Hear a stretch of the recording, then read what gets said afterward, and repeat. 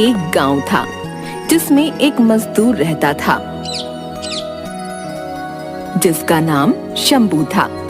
शंभू बहुत गरीब था। वह दिन भर मजदूरी करता था। उसको इतनी मेहनत करने के बावजूद भी ज्यादा मजदूरी नहीं मिलती थी। शंभू की एक आदत बहुत गंदी थी। वो बहुत ज्यादा बोलता था। कभी सीधी बात नहीं करता था। अगर बात सीधी बोलनी भी होती थी तो वो उल्टा बोलता। लोगों को उसकी बात कभी समझ में नहीं आती थी। इसीलिए शंभू को काम भी कभी नहीं मिलता था।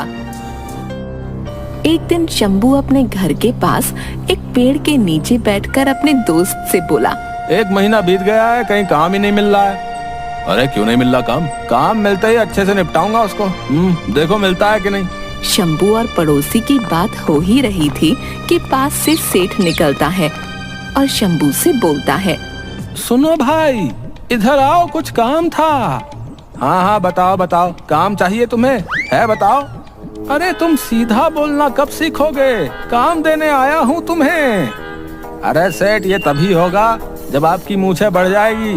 जो यूं करते हो छोटी सी है। शंभू की बात सुनकर सभी आसपास के लोग हंसने लगे, क्योंकि सेठ जब भी बात करता था हर बात पर उसकी मूछें ऊपर नीचे होती थीं। इसीलिए लोगों को उसकी मूछों पर हंसी आती थी। क्योंकि सेठ अमीर था, इसीलिए कोई भी सेठ के सामने बोलने की हिम्मत नहीं करता था। ठीक है, काम ये था कि हमारे खेत बहुत बड़े बड़े हैं, क्या तुम उस पर खुदाई का काम करोगे? सेठ, कर देंगे, मगर मजदूरी क्या दोगे ये तो बता दो। जब काम सही होगा तो मजदूरी भी दे दूंगा। नहीं, आप पहले बता दो। आपका भरोसा नहीं है, कभी भी आप देते नहीं हो। गरीबों का खून चूसकर ही तो तोंद देखो कैसे बाहर निकली है। कल से काम पर आ जाना। एक दिन की बात है, शंभू सेठ के खेत में खुदाई कर रहा था। खुदाई करते करते उसकी कुल्हाड़ी एक चीज पर पड़ी। उसे लगा कि जमीन के अंदर कोई बहुत कीमती चीज है। भाई काफी खोद दिया है, अब ये क्या लगा हाथ में है? उसने उस जगह खोदना शुरू किया। बहुत समय खोदने के बावजूद भी उस चीज का अंत भाग नहीं मिला। बहुत समय खुदाई के बाद एक बहुत बड़ा पतीला जमीन से निकला। पतीला इतना बड़ा था जिससे एक साथ 100 लोगों का खाना बन सकता था। शंभू बहुत उदास हो गया। उसने सोचा, इतनी सारी मेहनत करने पर भी एक पतीला निकला। बताओ, मेरे घर में तो सिर्फ अकेला ही मैं रहता हूँ, तो मैं इस पतीले का क्या करूँगा? अरे भाई, तुमको क्या करना है मैं बता दूंगा। ये कौन बोला रे? कौन बोला? तुमको दिखता नहीं है? महाराज सामने आओगे तभी तो हम देखेंगे ना। अगर ऐसी बात करोगे तो जाओ, हम नहीं आते तुम्हारे सामने। कर लो। तुम नाराज भी होते हो? अजब प्राणी हो भाई। अगर हम प्राणी ना होते तो तुम धरती पर थोड़ी रहते, आसमान में उड़ा दिए जाते। ठीक है, आना है तो आओ, हम जा रहे हैं, थक गए बहुत आज। शंभू खुदाई की वजह से बहुत थक गया था, इसलिए वह एक पेड़ के नीचे आराम करने के लिए गया। अच्छा ठीक है, तुमको अभी बता रहा हूँ। उस समय शंभू की कुल्हाड़ी उस पतीले में गिर गई। जब वह आराम करके उठा तो उस पतीले में बहुत सारी कुल्हाड़ियाँ थीं। वह इसे देखकर चौंक गया। उसने आसपास देखा तो उसे कोई न दिखा। उसने सारी कुल्हाड़ियाँ गिनी। उस पतीले में 100 कुल्हाड़ियाँ थीं। उसे लगा कि यह कोई मामूली पतीला नहीं है, जरूर यह कोई जादुई पतीला है। अरे ये क्या हुआ है? ये सच में कुछ जादू हुआ है? जब मैं बोल रहा था तब तुमको कुछ सुनाई नहीं दे रहा था। ऐसा है, मैं डरता नहीं हूँ, मगर मेरा बहुत फायदा हुआ है, मजा आ गया भाई। यह पतीला जादुई है कि नहीं, इसके लिए उसने उसमें से एक कुल्हाड़ी को पतीले में वापस डाला। वह एक कुल्हाड़ी थोड़े ही क्षणों में 100 कुल्हाड़ियों में बदल गई। वह यह देखकर बहुत खुश हो गया। अब कुछ समझ आया कि नहीं?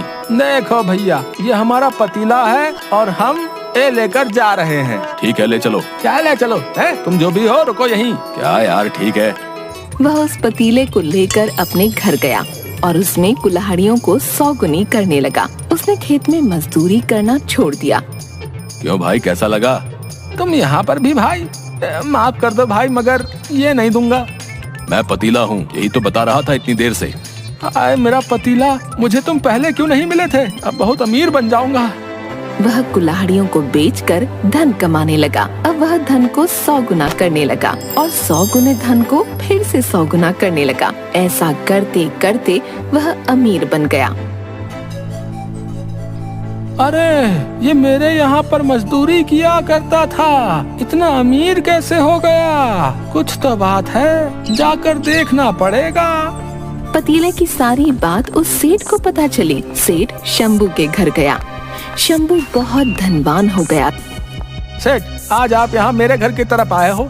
हाँ, तुमसे मिलने आए थे। तुम इतने दिन से आए नहीं, तो सोचा मिलने चले। अरे सेठ जी, ऐसा नहीं है। तुम इतने बड़े आदमी कैसे बन गए हो? लोगों को बोलते सुना तो मैंने सोचा तुमसे सीधा बात कर लूं। सेठ जी, अगर होगी तो उससे आपको क्या करना है?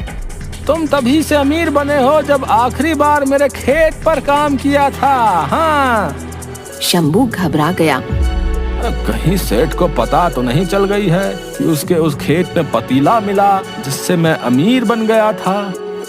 आप किस बारे में बात कर रहे हैं? बहुत भोले बन रहे हो। खेत में काम करते क्या मिला था तुमको? वो मेरा है, लेकर आओ। सेठ जी, आप बौरा तो नहीं गए हो? ऐसा थोड़ी होता है। वो खेत आपका था मगर खोदा मैंने है। हाँ, जो मिला है वो मेरा है। हाँ ठीक है, ले जाओ। वैसे भी अब मेरा काम तो हो गया। लाओ जो भी था, ज्यादा समय नहीं है मेरे पास। ठीक है, ले जाओ ये पतीला। ठीक है, दो। आखिर में शंभू को पतीला देना पड़ा। पतीला चले जाने पर भी शंभू उदास नहीं था, क्योंकि शंभू ने सोचा कि अब मेरे पास बहुत सा धन है जिससे मैं बिना कुछ करे बहुत ऐश्वर्य भरी जिंदगी जी सकता हूँ। शंभू ने पतीले को सेठ के हाथ में दे दिया और तभी पतीले ने सेठ को देखकर मुस्कान दी और बोला, अरे क्या बात है, मेरा नया मालिक कौन बनने आया है? सेठ को जब अचानक से कोई आवाज आई तो सेठ घबरा कर बोला, ये कौन बोला? क्या तुमको भी लगता है दिखता कम है? जब तुम रहेंगे तभी तो देखूंगा ना। पहले घर चलो, वही दिखता हूँ। अच्छा, ऐसी बात है तो चलो। सेठ, आज खाना तो अच्छे से खाए हो ना? क्यों पूछ रहे हो? कहीं बात हजम ना होगी। देखो, मैं डरता तो नहीं हूँ, फिर भी थोड़ा सा बता दो। घर चलो, बता रहा हूँ। ठीक है। वह सेठ उस पतीले को अपने घर ले गया और उसने उसके घर के सारे कीमती सोने के जेवरात और आभूषण सबको पतीले में डालकर 100 गुना करने लगा। और जैसे ही जेवर 100 गुना हो गए, वो बहुत खुश हुआ और 100 गुना सोने, जेवरात और आभूषणों को भी वह 100 गुना करने लगा। ऐसा करते करते वह पूरे गांव का ही नहीं परंतु पूरे देश का सबसे अमीर सेठ बन गया। यह सारी बात उस नगर के राजा को पता चली। वह राजा सैनिक लेकर उस सेठ के घर पहुंचा। सुनो सेठ, सुना है आपके पास कुछ ऐसा है जो आपको बहुत धनवान बना रहा है। ऐसा कुछ नहीं है।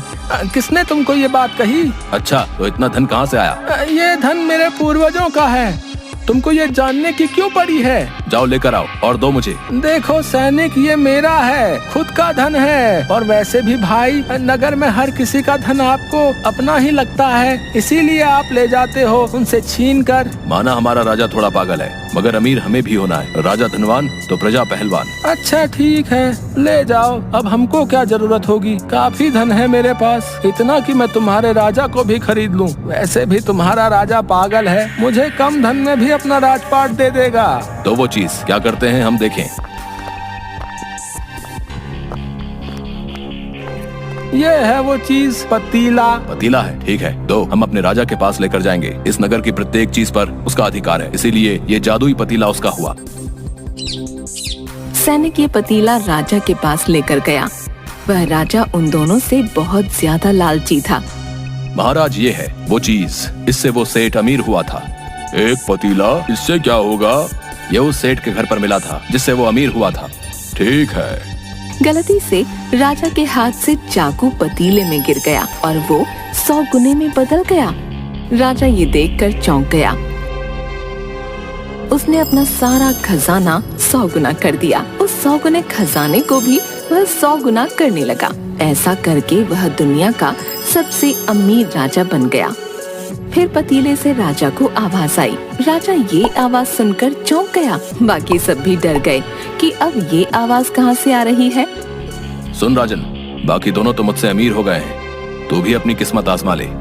राजा का लालच कम नहीं पड़ा और उसने पूरे महल के सोने चांदी को 100 गुना कर दिया।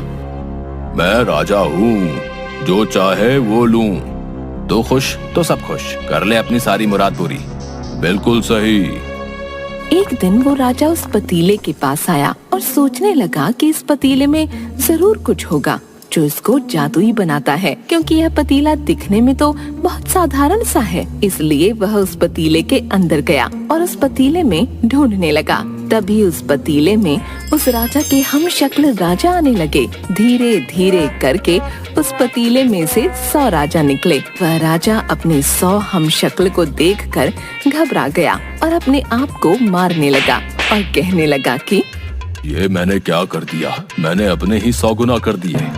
आपने जो किया वो आपका लालच है। देखो, अब तुम ये रोक सकते हो।